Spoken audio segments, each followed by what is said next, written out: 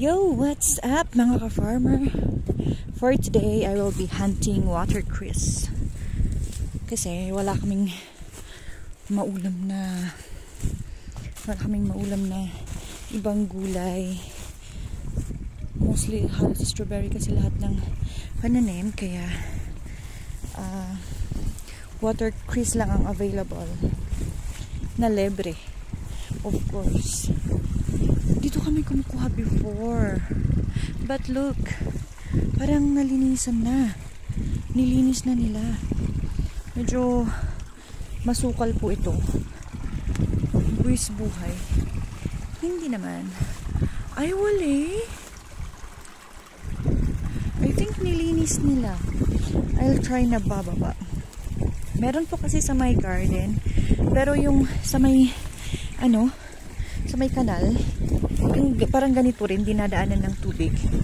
Pero yung kinukuha kasi namin dito banda, matataba sila, kaya masarap.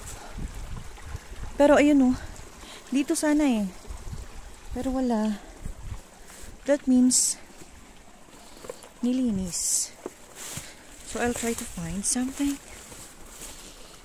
I'll try kung meron dito sa may taas. Ay, wali.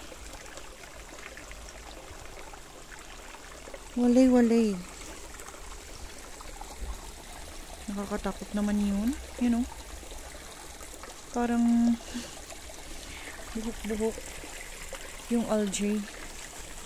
Wala. That means balik tayo sa my garden. Doon tayo kukuha. Para kahit pa paano may maulam na gulay. Ito yung mga kasama niya. Ang tataba Look at that. Ang taba niya. Ang taba ng ganun yung stem niya. So guys, babalik ako. Wait lang. Para kaluka guys, hindi ako makaakyat doon sa binabaan ko. Mataas pala. Kaya sundan ko na lang ito. Walang daan. Hindi ako makaakyat guys. Ganyan lang siya, pero hindi ako. Ay, ito. Pwede ito dito. Ayun. Sa wakas, tinuhod ko. Yung tuhod ko yung pumapit. Ayan guys, punta na ako dun sa may baba. Sa may garden na pinagkukuha na namin. Kasi wala akong nahanting. Isa lang yung nakuha ko. Ito yung tinatrabaho ko ngayon. Naglilinis ulit. Napatuloy ako doon sa isang terrace lang na akyat. Hindi pa nga siya isang terrace isang kanal lang. Yan. Punta ako doon. Ito rin yung isang pananim namin. Lahat bagong tanim, kaya wala kaming ngayon. Ito yung kanal.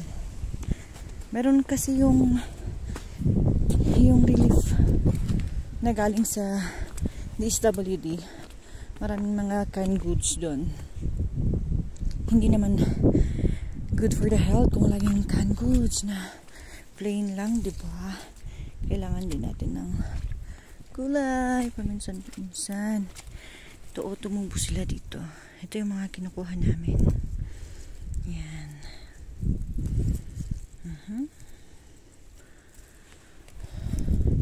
Kaya hindi nila ini-sprayhan. Kasi ito yung source ng gulay namin. Ayan. Yan.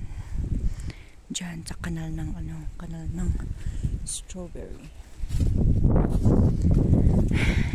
Tara guys, kuha na tayo. Diyan, tumubo sila dyan. Kaya pag mag-spray ng strawberry, kailangan careful para hindi sila masyadong ma-sprayhan. Sabagay, matagal naman nag-spray si husband, kaya okay na to. So yan na guys, yung nakuha ko. Let's go na.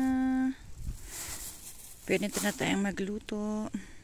Thank you guys for watching.